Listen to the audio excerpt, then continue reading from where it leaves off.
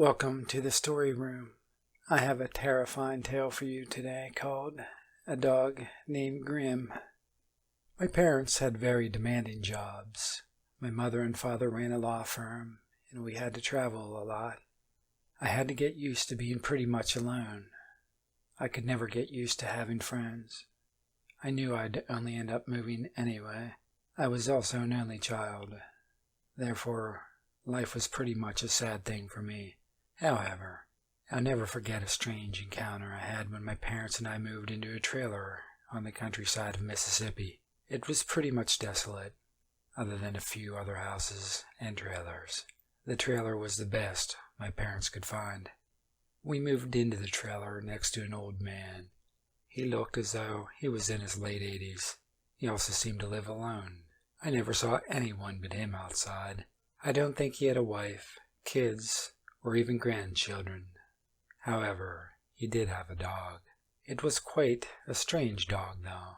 He appeared to be a black German shepherd. He had one of the most unique, beautiful black coats of fur I'd ever seen on any animal. His fur could be compared to that of the night sky. He was also very large. He definitely had some Great Dane in his bloodline. When you see this dog's black coat in large size, he looks absolutely intimidating.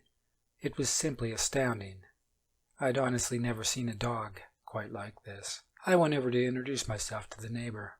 Though he looked grumpy, the old man was very nice. He introduced himself as Mr. Frank Gozold, but he told me I could call him Frank. I then asked what the name of the dog was. His name was Grim. Grim simply glanced at me, but paid me no attention. As time passed, Frank and I had become friends. He said it was nice to finally have some company.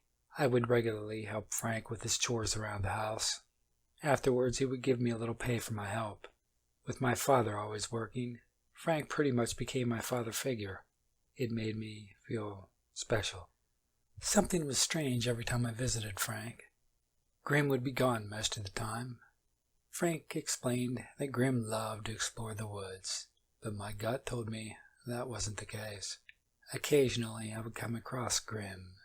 His behavior was quite weird. Sometimes he would just sit completely still, staring out into the woods. He looked utterly focused.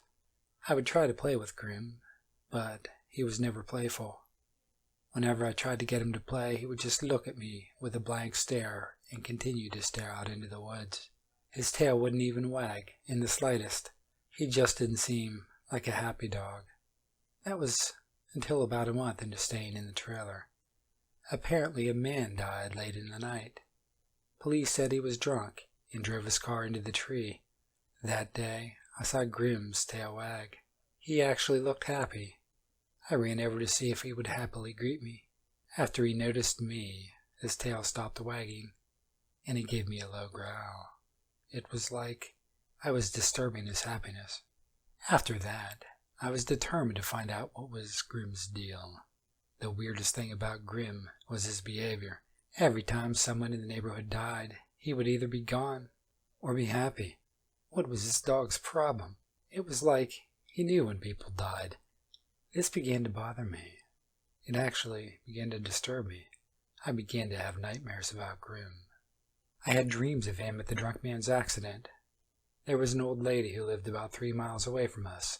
She'd suffered from a heart attack in sleep. I had a nightmare that Grim had something to do with it. One of my final nightmares was of Grim popping out of nowhere, biting my throat out. Time passed, and my parents and I were getting ready to move again. I told myself I would never try to make friends, but I'd make such good friends with Frank. I just couldn't leave without saying goodbye.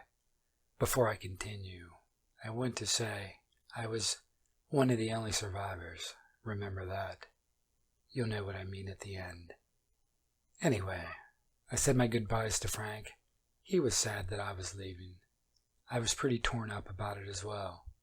However, I couldn't leave without knowing Grim's issue. I asked Frank where he got him. His face went pale for a moment. After a brief hesitation, he answered, "I didn't find him. He found me. My wife died a few years ago. After that, he just showed up."